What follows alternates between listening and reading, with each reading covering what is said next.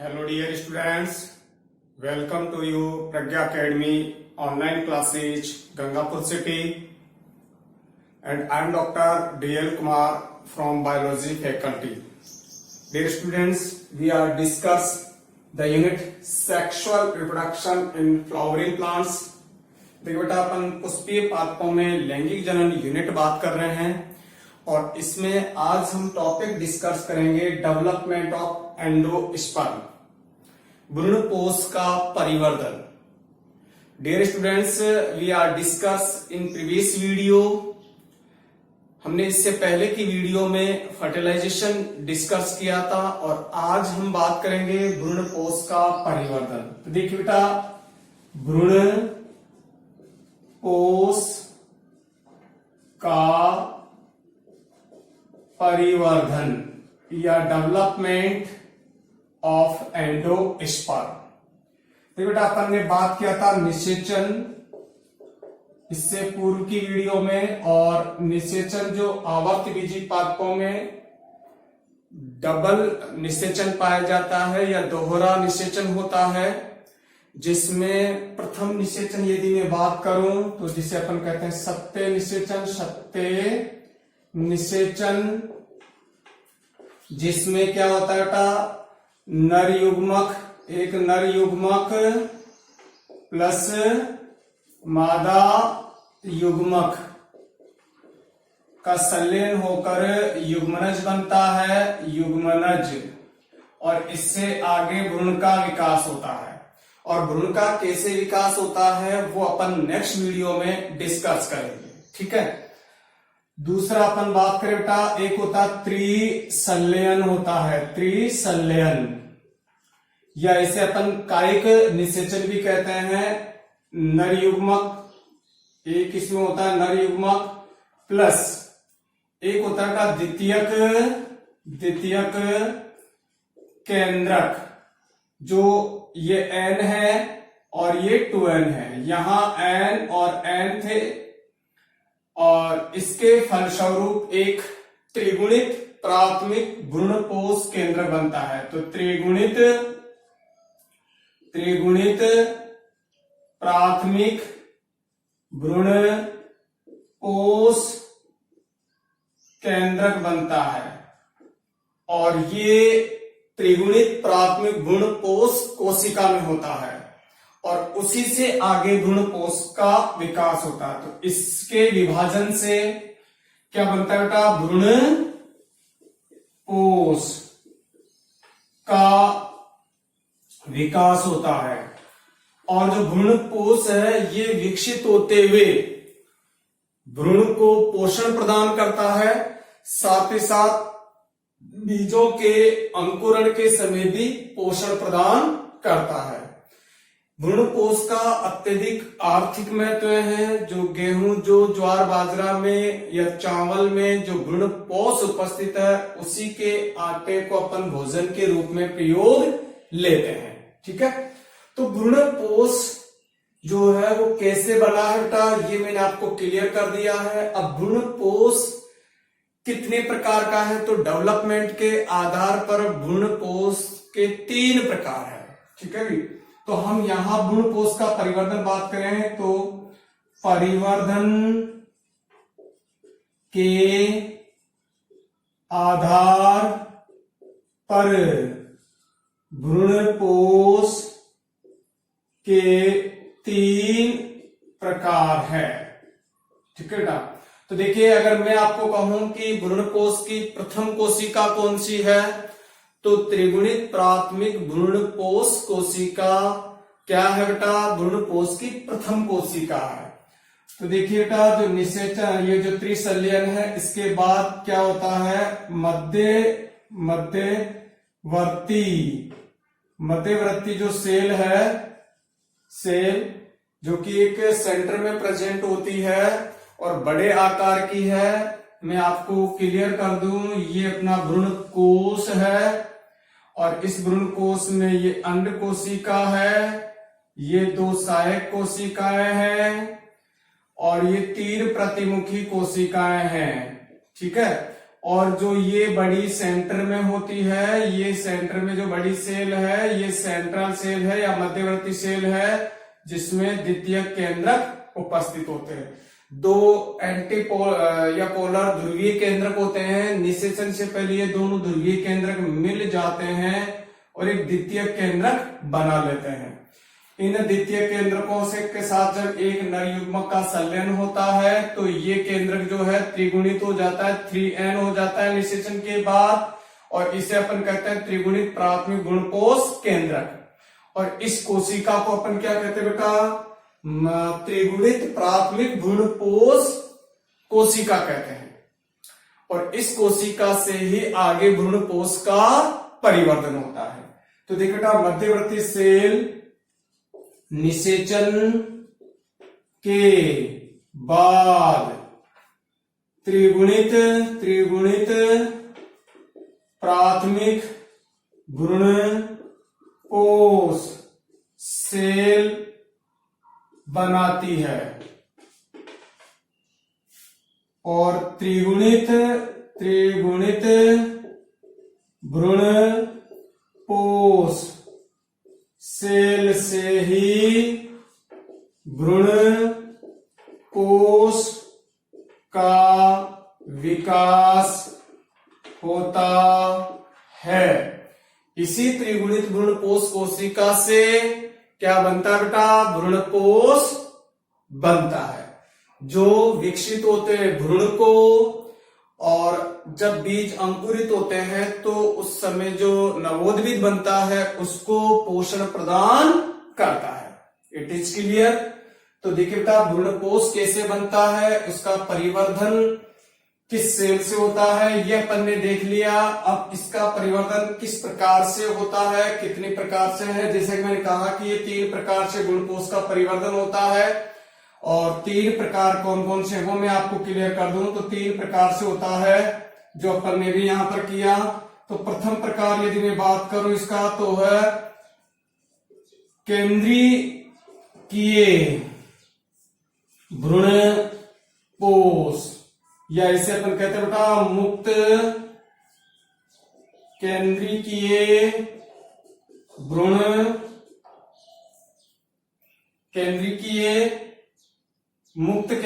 भ्रूणपोष। ठीक है। सेकंड प्रकार यदि मैं बात करूं द्वितीयक, तो यह है कोशिकीय भ्रूणपोष। और थर्ड प्रकार जो है वो है, इसे अपन कहते हैं मध्यवर्ती भ्रूणपोष, या इसे हेलोबियल भ्रूणपोष भी कहते हैं। ठीक है। ये 3 प्रकार है बेटा परिवर्धन के आधार पर। भ्रूणपोष के 3 प्रकार है, केंद्रीय भ्रूणपोष या मुक्त केंद्रीय भ्रूणपोष, कोशिकीय भ्रूणपोष और मध्यवर्ती भ्रूणपोष, या इसे अपन हिलोबियल भ्रूणपोष भी कहते हैं। तो ये 3 प्रकार के भ्रूणपोष का अध्ययन अपन यहां करेंगे। चलिए अपन सबसे पहले बात करते हैं बेटा कौन सा, केंद्रीय भ्रूणपोष या मुक्त केंद्रीय भ्रूणपोष।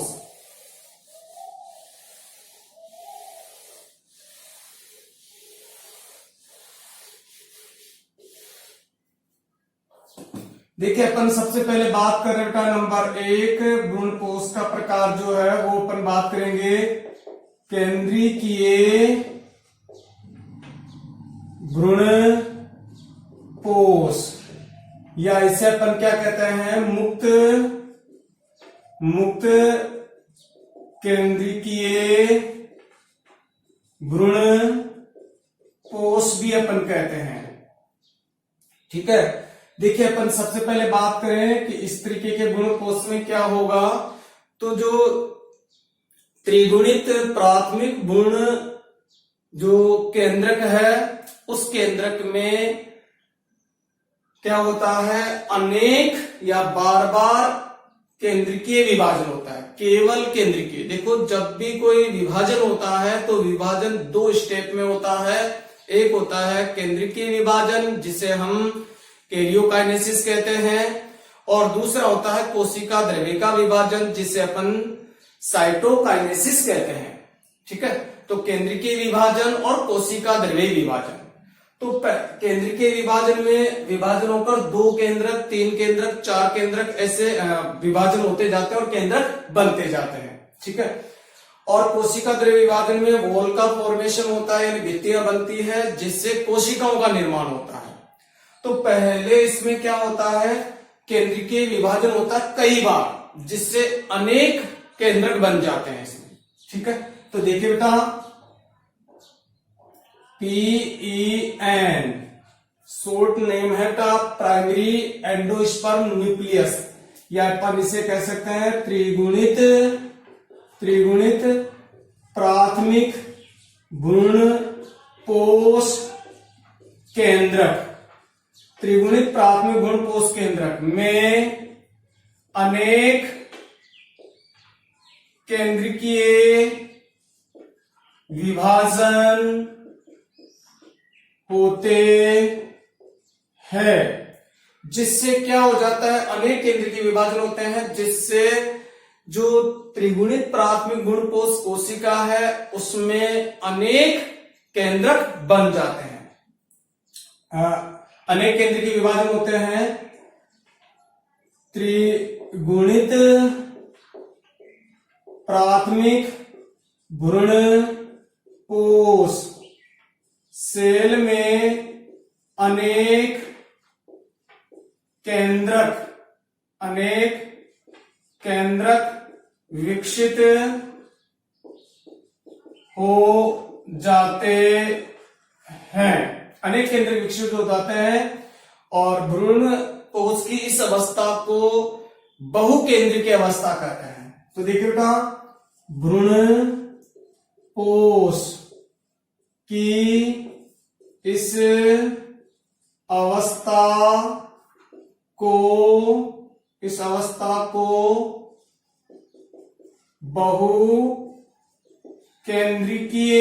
बहुकेंद्रिकीय अवस्था कहते हैं। ठीक है, कैसे होता है अपन बात करें यहां पर बेटा, देखिए ये है निषेचन से पहले की अवस्था। ये 2n है, ये n है, और ये n है, ये n है, ये n है, n। ये एक क्या है बेटा, भ्रूणकोष। ठीक है, अब निषेचन हो रहा है। निषेचन के पश्चात भ्रूणकोष की क्या व्यवस्था होती है, तो अपन बात करें, प्रतिमुखी कोशिकाएं लगभग नष्ट हो जाती है, और ये जो त्रिगुणित जो सेंट्रल कोशिका है, ये सेंट्रल कोशिका, और जो ये सहायक कोशिकाएं ये नष्ट हो जाती है, और यहाँ ये युग्मनज बन जाता है। ये युग्मनज हो गया, ये भी लगभग नष्ट हो गई, और प्रतिमुखी कोशिकाएं नष्ट हो गई, और ये जो केंद्रीय कोशिका है ये एक त्रिगुणित प्राथमिक भ्रूणपोष कोशिका में कन्वर्ट हो जाता है। ये इसका केंद्र है। अब ये 2n था, ये 3n में कन्वर्ट हो गया। तो ये तो क्या है बेटा, ये तो है त्रिगुणित, या अपन इसे कहें शॉर्ट में ट्रिप्लॉइड प्राइमरी एंडोस्पर्म सेल, और इसको मैं अगर कहूं तो ये nucleus triploid primary endosperm nucleus. ठीक है, ये है, और ये मैं कहूं तो ये क्या है बेटा, जाइगोट है। ठीक है, ये निषेचन के बाद ये कंडीशन हो गई। अब इस केंद्रक से, जिसे अपन ट्रिप्लॉइड प्राइमरी एंडोस्पर्म न्यूक्लियस कह रहे हैं, इसमें अनेक डिवीजन होते हैं, और अनेक डिवीजन होने से क्या होता है, भ्रूण यहां पर बहुकेंद्र की स्थिति होती है। ठीक है, तो देखिए क्या होगी अगली स्थिति। अब भ्रूणपोष परिवर्धन की मैं बात कर रहा हूं, तो यहां पर इसके केंद्रक में अनेक, ये तो हो गया था युग्मनज, जिससे आगे भ्रूण का डेवलपमेंट स्टार्ट हो जाता है। तो ये तो भ्रूण का डेवलपमेंट चल रहा है, ये तो भ्रूण परिवर्तन चल रहा है। और ये कैसे होगा, ये अगर आप आगे अपन नेक्स्ट वीडियोस में बात करेंगे। और यहां पर क्या होता है, इसमें मुक्त केंद्रीय विभाजन होते हैं, तो इस तरीके से अनेक केंद्रक बन जाते हैं। ये मुक्त केंद्रीय विभाजन हो गया बेटा। तो देखिए बहुत सारे केंद्रक इसमें प्रेजेंट है, बहुत सारे केंद्रक इसमें उपस्थित है। इस तरीके से कई बार विभाजन होता है, बार बार विभाजन होता है, जिससे मुक्त केंद्र की अवस्था बन जाती है। यही अपन ने बात की, भ्रूणपोष की इस अवस्था में बहुकेंद्र की अवस्था आ जाती है। अब क्या होता है बेटा, यहां एक रिक्तिका डेवलप होती है, ठीक है। तो भ्रूणपोष के मध्य में एक रिक्तिका का विकास होता है और सारे के सारे केंद्र क्या हो जाते हैं बेटा, परिधि में व्यवस्थित हो जाते हैं। सारे केंद्रक परिधि में व्यवस्थित हो जाते हैं। सारे के सारे केंद्रक परिधि में व्यवस्थित हो। कैसे बेटा, देखिए ये है अपनी स्थिति, ये भ्रूण डेवलपमेंट चल रहा है, यहां ये रिक्तिका का विकास हो गया और ये सारे के सारे केंद्रक है। इस तरीके से केंद्रक क्या हो गए बेटा, परिधि में व्यवस्थित हो गए। रिक्तिका और बड़ी होती है और ये रिक्तिका, मान लीजिए अगली स्थिति अपन बात करें तो ये युग भ्रूण हो गया और ये रिक्तिका बड़ी हो गई और ये सारे के सारे केंद्रक परिधि में व्यवस्थित है, ठीक है। इसके बाद इसमें क्या होता है, जो सारे के सारे जो मुक्त केंद्रक है उसमें भित्ति का निर्माण आरंभ हो जाता है। यानी अब केंद्रक विभाजन जब हो गए हैं तो अब इसमें क्या होता है, कोशिका द्रव्य का विभाजन आरंभ होता है। तो देखिए बेटा, कोशिका द्रव्य का विभाजन होता है, यानी भित्ति निर्माण होता है और इस तरीके से इनमें भित्तियां बनने स्टार्ट हो जाती है ऐसे। तो अब जो केंद्रीय स्थिति से कैसी स्थिति में आ गया भ्रूण, कोशिकीय स्थिति में आ जाता है। इस तरीके की स्थिति इसमें डेवलप हो जाती है, ठीक है बेटा। तो देखिएगा, अब देखिए भित्ति का निर्माण होते ही केंद्रीय भ्रूणपोष कोशिकीय भ्रूणपोष में बदल जाता है। तो देखिए बेटा, पहले जो कि एक मुक्त केंद्र की स्थिति थी और केंद्रीय अवस्था वाला भ्रूण था और उसके बाद अब ये कैसी स्थिति में आ गया, कोशिकीय भ्रूणपोष में बदल गया।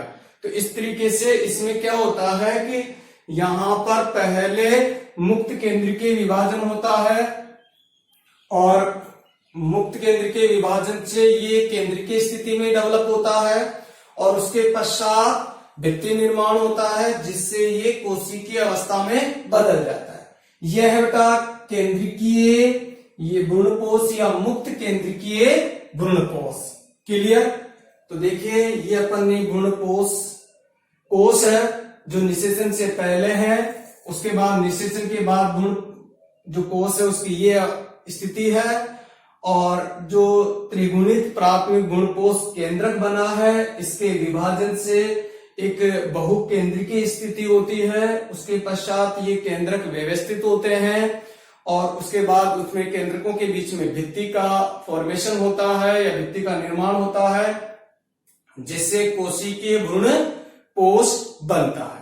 ठीक है, हम बात करें बेटा एग्जाम्पल, इस तरीके का भ्रूणपोष किसमें पाया जाता है, तो जितने भी जो द्विबीज पत्री जो पॉली पेटली श्रेणी के पादप होते हैं उनमें अक्सर इस तरीके का भ्रूणपोष पाया जाता है और जो कैप्सेला है कैप्सेला में भी इसी प्रकार का भ्रूणपोष पाया जाता है। इसके अलावा गेहूं में, मक्का में, ज्वार बाजरा में, इनमें भी इस तरीके का भ्रूणपोष पाया जाता है। ठीक है, नेक्स्ट अपन बात करें, अधिकांश जो आवर्त बीजी पादप है उनमें इसी प्रकार का भ्रूणपोष पाया जाता है। ठीक है, तो देखिएगा अधिकांश आवर्त बीजी पादपों में इसी प्रकार का भ्रूणपोष पाया जाता है। तो ये था बेटा प्रथम प्रकार का भ्रूणपोष। क्लियर? ध्यान दें, इस प्रकार के भ्रूणपोष की क्या स्थिति है और याद रखने के लिए आप स्क्रीनशॉट ले सकते हैं। क्लियर?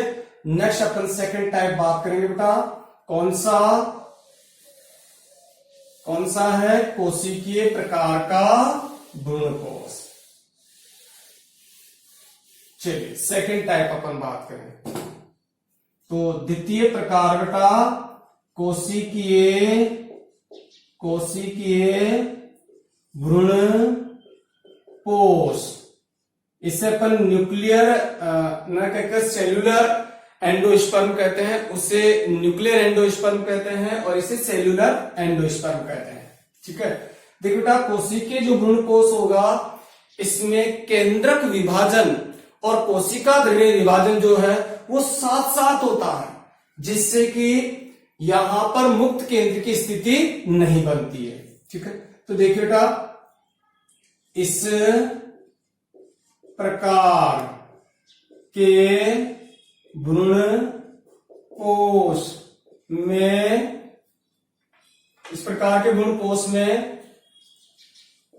केंद्रकीय विभाजन व कोशिकीय विभाजन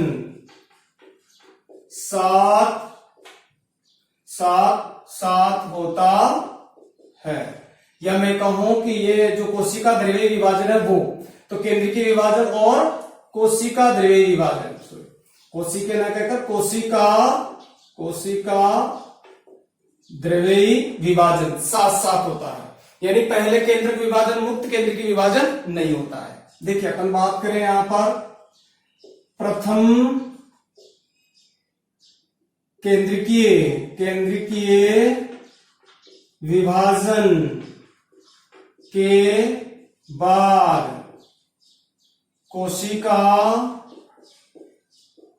द्रव्यी विभाजन हो जाता है। तो पहले विभाजन जैसे हुआ उसी के साथ कोशिका द्रव्य विभाजन भी हो जाता है। तो दोनों विभाजन एक साथ हो रहे बेटा इस तरीके की स्थिति को। और इस तरीके का एग्जाम्पल अगर अपन बात करें तो किसमें देखने को मिलेगा, मैं पहले आपको क्लियर कर दूं, उसके बाद अपन वो करेंगे,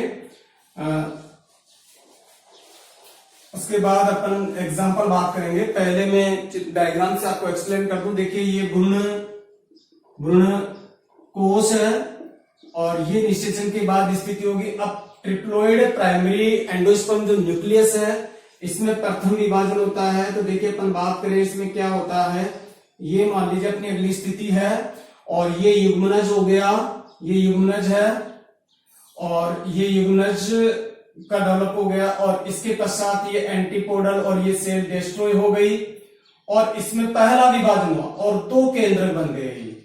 ठीक है, जैसे दो केंद्रक बने इसमें कोशिका द्रव्य का विभाजन भी हो गया और दो कोशिकाएं बन गई। अगली स्थिति जैसे अपन क्लियर करें तो देखिए बेटा देखो केंद्रक विभाजन और कोशिका द्रव्य का विभाजन साथ साथ हो रहा है। ये युग्मनज है जिससे भ्रूण का डेवलपमेंट हो गया स्टार्ट हो रहा है, यहाँ पर भी भ्रूण का डेवलपमेंट हो रहा है। तो ये भ्रूण का डेवलपमेंट हो रहा है, इसको अपन इग्नोर करें तो कोई दिक्कत नहीं है अभी, क्योंकि अपन केवल भ्रूणपोष परिवर्तन देख रहे हैं। तो ये यहां दो विभाजन हो गए, उसके पश्चात और विभाजन हो रहे हैं और जैसे जैसे विभाजन होते केंद्रक में विभाजन होते जा रहे हैं वैसे ही कोशिका द्रव्य का विभाजन भी होता जा रहा है। अगली स्थिति अगर अपन देखें तो इस तरीके की स्थिति इसमें उत्पन्न हो जाती है। तो देखिए बेटा ये क्या है, भ्रूण है और इसमें इस तरीके से केंद्रक और कोशिका द्रव्य विभाजन साथ साथ होते हैं और एक बहुकेंद्रिक कोशिकीय भ्रूण का विकास हो जाता है। इस तरीके का जब रहे भ्रूण परिवर्धन तो इसे अपन क्या कहते हैं, कोशिकीय भ्रूणपोष कहते हैं। तो ये है कोशिकीय भ्रूणपोष। अब देखिए बेटा ये स्थिति किसमें, एग्जाम्पल अगर मैं बताता हूं यहाँ पर एग्जाम्पल किसमें है, इस तरीके की स्थिति किसमें देखने को मिलेगी, तो द्विबीज पत्री पादपों की गैमो पैटली श्रेणी के पादपों में, गैमोपैटली श्रेणी के पादपों में जिसमें जैसे अपन बात करें तो धतूरा, पेटूनिया, मैग्नोनिया जैसे पादपों में या द्विबीजपत्री पादपों के गैमोपैटली श्रेणी के पादपों में जिनके पेटल, गैमोपैटली जानते हो जब फ्लावर के पेटल्स आपस में क्या हो बेटा, फ्यूज्ड हो, तो उसे गैमोपैटली श्रेणी के अपन कहते हैं। तो उनमें इस तरीके के भ्रूणपोष पाया जाता है, कोशिकीय प्रकार का भ्रूणपोष। It is clear. और थर्ड टाइप के भ्रूणपोष का परिवर्धन अपन बात करें था, थर्ड टाइप अपना वो है मध्यवर्ती प्रकार का भ्रूणपोष, मध्यवर्ती प्रकार का भ्रूणपोष। ठीक है, ठीक है बेटा, मध्यवर्ती प्रकार का भ्रूणपोष अपन यहां बात करें तो दोनों स्थितियां देखने को मिलेगी, यानी यहां पर मुक्त केंद्रीय की स्थिति भी और कोशिकीय दोनों स्थितियां प्रेजेंट होती है। ठीक है, तो देखिए सबसे पहले तो बात करें यहां पर इस प्रकार के भ्रूण में मुक्त केंद्रीय व कोशिकीय दोनों दशाएं पाई जाती है। तो दोनों स्थिति देखने को मिलेगी, मुक्त केंद्रीय की स्थिति भी देखने को मिलेगी और कोशिकीय स्थिति भी देखने को मिलेगी। इस प्रकार की देखिए बेटा, इस प्रकार का भ्रूणपोष जो एक बीजपत्री पादपों के हिलोबियल श्रेणी के पादपों में देखा गया था, इस कारण से हिलोबियल भ्रूणपोष भी कहते हैं। तो इस प्रकार का भ्रूणपोष एक बीजपत्री पादपों की हेलोबियल श्रेणी के पादपों में देखा गया, अतः इसे हेलोबियल भ्रूणपोष भी कहते हैं। यह है बेटा। अब देखिए इसमें होता क्या है वो मैं क्लियर कर दूं आपको, क्या स्थिति होती है उसके अपन क्लियर करें। देखिए ये स्थिति आप जानते ही हो, ये भ्रूणकोश है और ये निषेचन के बाद भ्रूणकोश की स्थिति है। अब क्या होता है, यहां पर एक पहला विभाजन होता है और अपन बात करें, मैं आपको क्लियर कर दूं, ये भ्रूण डेवलप कर हो रहा है यहां पर, और यहां एक विभाजन होता है तो एक केंद्रक यहां बन जाता है और एक केंद्रक यहां बन जाता है, दो केंद्रक, और यहां पर कोशिका द्रव्य का विभाजन भी होता है। तो केंद्रक का विभाजन यानी जो ट्रिप्लोइड प्राइमरी एंडोस्पर्म जो न्यूक्लियस है, इसमें एक केंद्र की विभाजन हुआ और दो केंद्रक बने, उसके पश्चात कोशिका द्रव्य का विभाजन हुआ। कोशिका द्रव्य का विभाजन कैसा हुआ बेटा, असमान हुआ, जिससे एक छोटी कोशिका और एक बड़ी कोशिका बनती है। माइक्रोपाइल की तरफ यानी जो ये है भ्रूण जो है, इसकी तरफ एक बड़ी कोशिका बनती है और जो चलेजा साइड है उसकी तरफ एक छोटी कोशिका बनती है। ठीक है, तो यहां पर प्रथम विभाजन के पश्चात एक बड़ी कोशिका और एक छोटी कोशिका बनती है। अब देखो यहां पर कोशिकीय स्थिति हो गई है। अब अगली स्थिति में क्या होता है, देखो पहली स्थिति देखने को मिल गई अपने, ये भ्रूण हो गया। अब इसमें मुक्त केंद्र की विभाजन, यहां मुक्त केंद्र की विभाजन हो रहा है छोटी कोशिका में, और जो बड़ी कोशिका यहां पर भी ये मुक्त केंद्रीय विभाजन हो रहा है। तो पहले क्या स्थिति देखने को मिली अपने को, कोशिकीय स्थिति, और अब क्या हो गई, मुक्त केंद्र की स्थिति। और अगले प्रयास में अपन देखें तो यहां पर फिर एक साथ वापस क्या बनती है, भित्ति बनती है। तो ये तो हो गया भ्रूण। और इस तरह की स्थिति अगर अपन देखें तो यहां पर वापस भित्तियों का निर्माण हो गया, तो कोशिकीय स्थिति हो गई, ये कोशिकीय स्थिति हो गई। और यहां पर भी अगर अपन देखें आगे तो यहां पर भी कोशिकीय स्थिति हो गई, तो ये कोशिकीय स्थिति भी हो गई यहां पर उत्पन्न, ये कोशिकीय स्थिति हो गई। तो मतलब दोनों स्थितियां देखने को मिल रही है अपने को। इस तरीके के गुण परिवर्तन को अपन क्या कहते हैं, मध्यवर्ती या हेलोबियल प्रकार का कहते हैं। तो देखिएगा, प्रथम या मैं कहूं कि PEN में प्रथम विभाजन होता है जिससे दो पुत्री केंद्रक बनते हैं, साथ ही कोशिका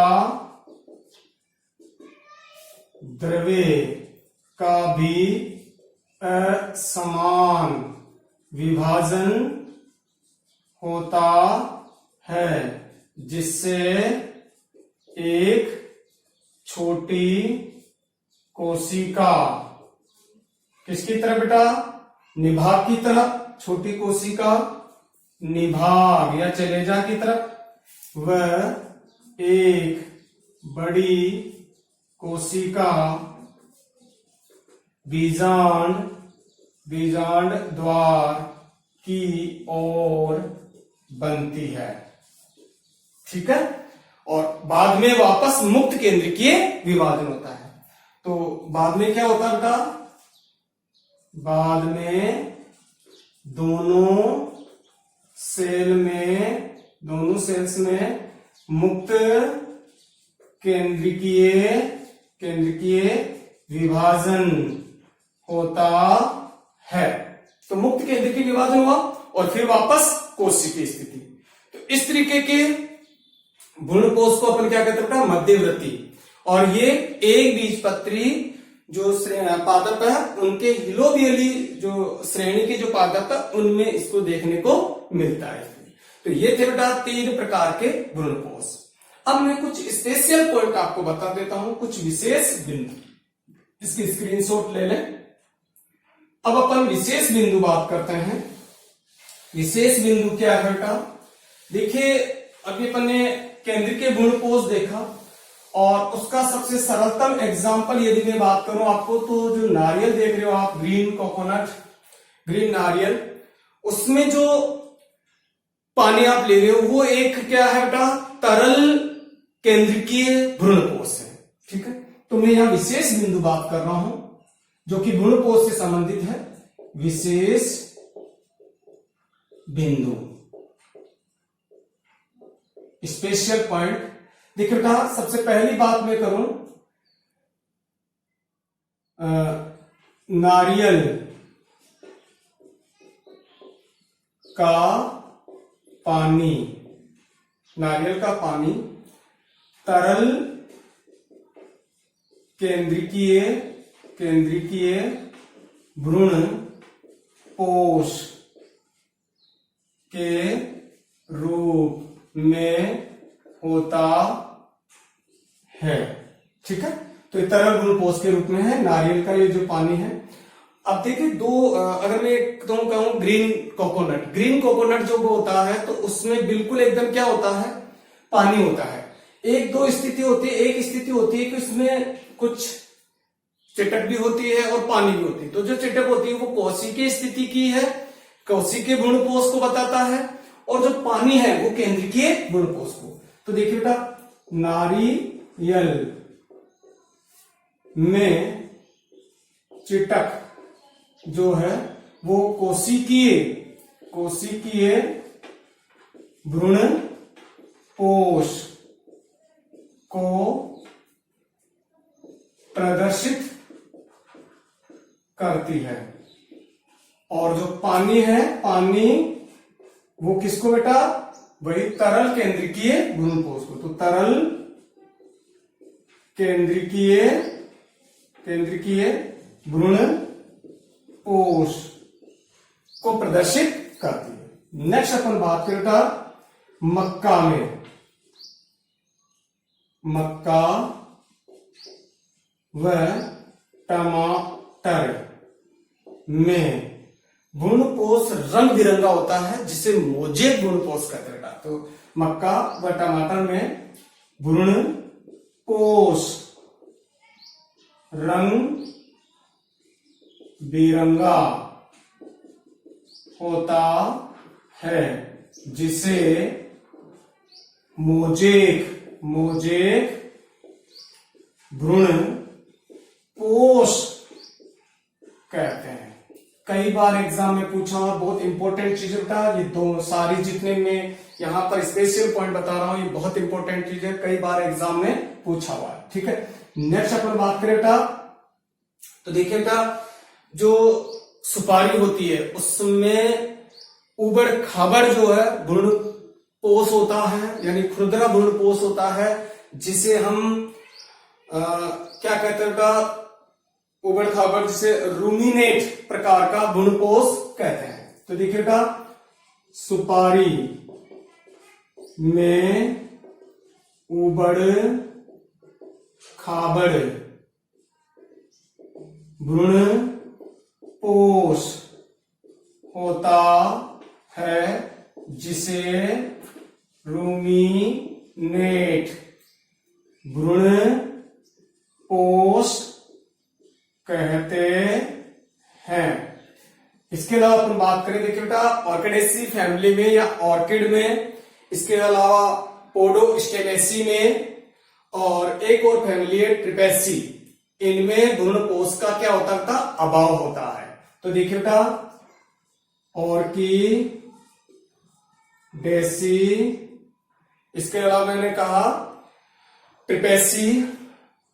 ट्रिपेसी, और एक फैमिली है पोडोस्टेमेसी में भ्रूणपोष का अभाव होता है। ठीक है, नेक्स्ट अपन इंपॉर्टेंट बात करें, तो देखिए बेटा कुछ जो बात करूं मैं, देखिए अक्षर अपन ने यहां देख रहे हैं, भ्रूणपोष कैसा है बेटा, त्रिगुणित प्रकार का, क्योंकि देखो यहां पर कैसी स्थिति है 3n, तो ये जो गुण बन रहे हैं ये सारे के सारे भ्रूणपोष कैसे है बेटा, भ्रूणपोष कैसे है, त्रिगुणित। परंतु कुछ एंजियोस्पर्म में भी द्विगुणित प्रकार का भ्रूणपोष भी होता है, और उसका एग्जाम्पल है ओइनोथेरा। ठीक है बेटा, तो देखिए अधिकांश आवर्त बीजी पादपों में त्रिगुणित प्रकार का भ्रूणपोष पाया जाता है। तो त्रिगुणित प्रकार का भ्रूणपोष है, किंतु अपवाद स्वरूप कुछ पादपों में द्विगुणित प्रकार का भ्रूणपोष भी पाया जाता है। और एग्जाम्पल क्या बताया था मैंने, ओइनोथेरा। ठीक है, तो ओइनोथेरा में कैसा होता था, द्विगुणित प्रकार का भ्रूणपोष पाया जाता है। तो देखिए बेटा ये स्पेशल पॉइंट है, और जो मुक्त केंद्रिकीय भ्रूणपोष है उसका कॉमन अगर एग्जांपल हम देते हैं तो नारियल देते हैं। बाकी अधिकांश आवर्तीबीजी पादपों में केंद्रीय प्रकार का भ्रूणपोष ही पाया जाता है। कौशिकीय प्रकार का भ्रूणपोष जो है वो द्विबीजपत्री पादपों के पॉलीपेटली श्रेणी के जो गेमोपेटली श्रेणी के जो पादप उनमें पाया जाता है। और जो हिलोबियस जो प्रकार का भ्रूणपोष है वो एक बीजपत्री पादपों के हिलोबियसी जो श्रेणी के पादप है उनमें पाया जाता है। इसके अलावा कुछ स्पेशल टाइप के अपन ने भ्रूणपोष देखे तो नारियल में दोनों तरीके की स्थिति देखने को मिलती है। जो तरल जो मिलेगा वो केंद्रीय प्रकार का है, जो चिटक के रूप में या जो सॉलिड अवस्था में मिलेगा वो कोशिकीय प्रकार का भ्रूणपोष है। और मक्का व टमाटर में भ्रूणपोष रंग बिरंगा होता है जिसे मोजेक भ्रूणपोष अपन कहते हैं। और सुपारी में उबड़ खाबड़ प्रकार का भ्रूणपोष होता है जिसे रूमिनेट प्रकार का भ्रूणपोष अपन कहते हैं। ऑर्किडेसी, ट्रिपेसी, पोडोस्टेमेसी में भ्रूणपोष का अभाव होता है, इनमें भ्रूणपोष एब्सेंट रहता है। अधिकांश आवृतबीज पाद में त्रिगुणित प्रकार का भ्रूणपोष होता है, परंतु कुछ अपवाद स्वरूप ओइनोथेरा में द्विगुणित प्रकार का भ्रूणपोष भी पाया जाता है। तो ये था बेटा भ्रूणपोष से संबंधित कुछ स्पेशल पॉइंट। और इसी के साथ अपना ये जो टॉपिक है भ्रूणपोष का परिवर्धन वो कंप्लीट होता है। Okay students, thank you. जय हिंद, जय भारत।